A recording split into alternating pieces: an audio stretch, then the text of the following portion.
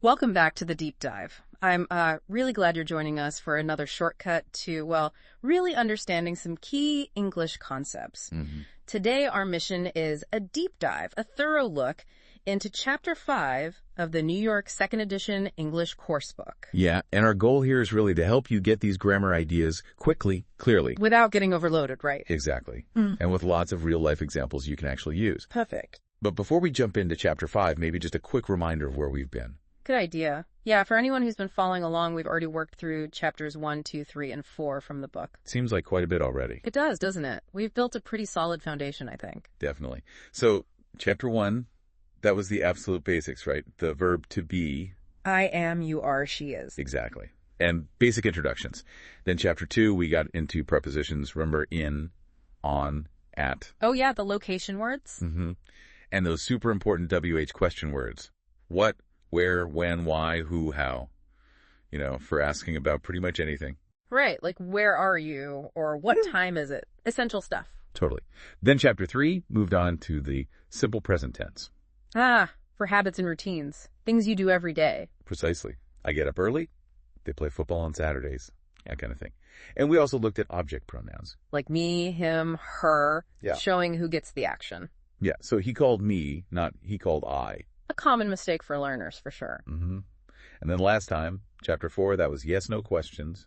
Using to be and dodos. Right. Are you okay? Do you like pizza? Quick answers. And we added some adjectives, too, for describing things. Exactly. So, yeah, a good base. Okay, so with all that groundwork laid, we are ready for Chapter 5. This one's exciting because it adds 2 really practical tools to your English toolkit. We're going to figure out how to talk about actions happening, like, right now. In this moment. Yes. And also how to show ownership, like whose stuff is whose. So the fancy grammar names are the present continuous tense. And possessive adjectives. But don't worry about the names too much. We'll break it all down, easy peasy, basic English, lots of examples. Very beginner friendly. Absolutely. And just so you know, after this, our next deep dive will be Chapter 6. Okay, so let's dive into that first one. The present continuous tense. Right. What's the big idea here? Well, the key thing is, it's not for habits. It's not for things you always do. It's for things happening now. Like right this second. Exactly. Or maybe around this general time. Think of it like taking a snapshot. But it's a moving snapshot, a little video clip of an action happening. Ooh, I like that, a video clip. Okay, so how do we make these video clip sentences? What's the structure? It's actually pretty simple. You need 3 parts. Okay. First, the subject who or what is doing the action. Like I, you, he, she, it, we, they. Right. Then you need the verb to be, but in the right form for the subject. So am, is, or are. Got it. I am, he is, they are. Perfect. And the last part. You take the main verb, the action word, and stick ing on the end. Ah, the ing ending. So like work becomes working. Exactly. So put it all together. If the subject is I, you get I am working. Or usually we just say I'm working, right? With the contraction? Yes. Contractions are super important for sounding natural. So I'm working. Okay, what about Hugh? He is playing the guitar. Or he's playing the guitar. You got it. She is taking a shower. She's taking a shower. It is eating its dinner. It's eating its dinner from maybe a pet cat or something. We are studying English. We're studying English, which hopefully you are right now. Oh, hopefully you are eating lunch. You're eating lunch. They're interested in music. Or they're interested in music. Now wait, interested, that's not really an action, like eating or playing. That's a great observation. Sometimes we use the present continuous for a state or feeling that's happening now or is current, like being interested or maybe feeling tired. I'm feeling tired. It's about the current situation. Ah, okay. So it's not always a physical action, but it's about now. Exactly. The simple present, like I eat lunch, is more for a habit, right? I eat lunch at noon every day. But I am eating lunch means right now. That makes sense. That distinction is really important. It really is. So let's challenge you listening right now. What are you doing? Yeah, think about it. Are you listening to us? Maybe you're walking or driving. Or sitting down. Are you drinking coffee? Think I am. And then the verb with being. The book has some good examples for practice. Like if someone asks, what are you doing? You could say, I'm doing my homework. Or maybe Bob and Susan are having dinner. Melina is reading a book. We are playing cards. See, all actions happening now. And if you ask about someone else, what's he doing? Answers like, he's carrying boxes. Mark is writing a report. Mary is walking the dog. William is riding a bike. All present continuous. And you know what's cool? We can mix this with what we learned way back in chapter 2. Oh, with the prepositions and where questions? Exactly, to give more detail. Like in the book's practice, where are you? I'm at the library. Okay, location. Now action. What are you doing? I'm studying English. See? Location and action together. Brilliant. Or, you are in the yard. Planting flowers. Action in a place. Robert is at the restaurant. The kids are at the playground. Playing hide and seek. It really paints a much fuller picture, doesn't it? It absolutely does. Location plus current action. Very useful. Okay, so that's the present continuous. Shall we move on to the other big topic in chapter 5? Let's do it. The second piece is possessive adjectives. Sounds a bit technical, maybe? A little. But the idea is super simple. It's about showing who owns something or who has a connection to something. Right, like saying whose thing it is. And they're called adjectives because, like other adjectives, they come before the noun, the thing. Exactly that. They always need a noun right after them. They describe the noun by saying who it belongs to. So what are they? Let's list them out. Okay, the main ones you'll use all the time are my. As in my phone. Right. Then his. His name. Her. Her bag. Yeah. This one's for things or animals, usually. Like, the cat likes its toy. Or, look at that house, its color is blue. Perfect. Then for groups. Hourglass. For a classroom. Yeah. This can be for one person or a group. Your teacher or your books. And finally, their. Mm-hmm. For a group of other people or things. Their house or their ideas. And that's basically it. My, his, her, it's our, your, their. They seem simple, but getting them right makes a big difference. I know lots of learners mix up, say, his and he's. Oh, definitely. He's means he is. His shows possession. Totally different meanings. Yeah. He's tall versus his book is red. Exactly. And like you said before, it's not just ownership like my car. It can be relationships too. Right. Her brother, their children. It shows the connection. Okay, so now for the really cool part. We put these two things together. Present continuous actions and possessive adjectives showing ownership. Yes. To make our sentences even more specific and descriptive. Ah, I see. So instead of just, I'm listening to a podcast. You can say, I'm listening to my new podcast. Right. Adds that ownership. Yes. The book has examples like this, right? Yeah, combining them. Like, Lena's doing now, the homework. Okay, I see. Nolan and Alex are fixing. Their car. Theirs, because it's Nolan and Alex. Exactly. I'm brushing my teeth. Naturally.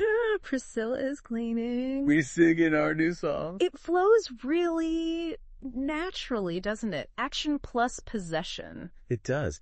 And the course book gives us some great scenarios where you see all this in context. Like the reading section called, What Are They Doing? Oh, yeah, those little stories. Mm-hmm.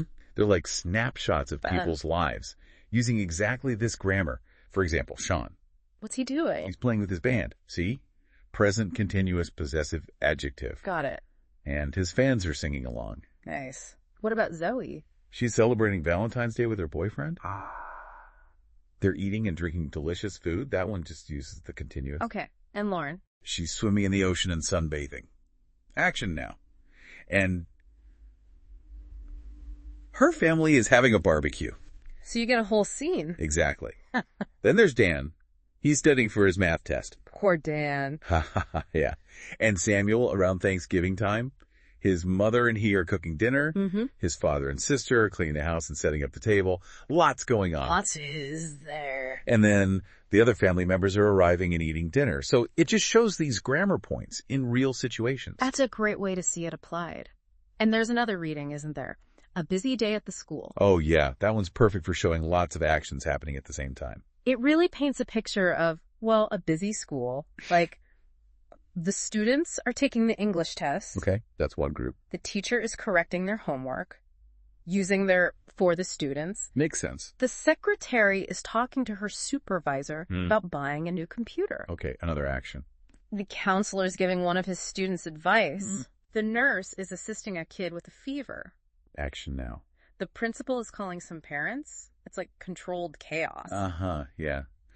But the present continuous is perfect for describing that kind of scene, where lots of different things are happening simultaneously. It really captures the moment. And speaking of capturing things correctly, the book has that section, Say What, right, which is about pronunciation. Ah, yes, the tricky sounds. Especially important for the possessive adjectives, because they sound so similar to other common words. Like his and he's. Exactly. Or there, and even there, they sound almost the same sometimes. Yeah, T-H-E-I-R possessive, T-H-E-Y-R-E meaning they are. And its versus its. ITS, no apostrophe, is the possessive one, like its color. Whereas ITS means it is or it has. Right. So that section is really encouraging you to listen carefully.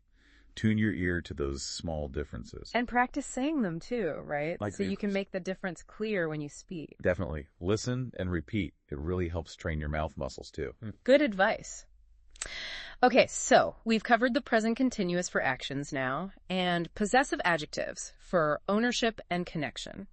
Let's give you, our listener, a little challenge to wrap this part up. Okay, what is it? Think about someone you know, a friend, a family member. Picture them right now. What do you think they're doing? Try to make a sentence using both the present continuous and a possessive adjective. Ooh, good one.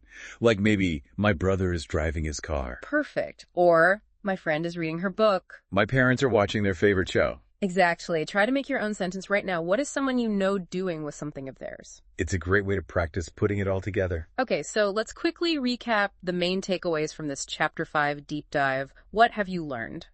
Well, two big things. First, how to talk about actions happening right now or around now using the present continuous tense. That's the subject plus amesar plus verbing structure, like we are learning. Exactly.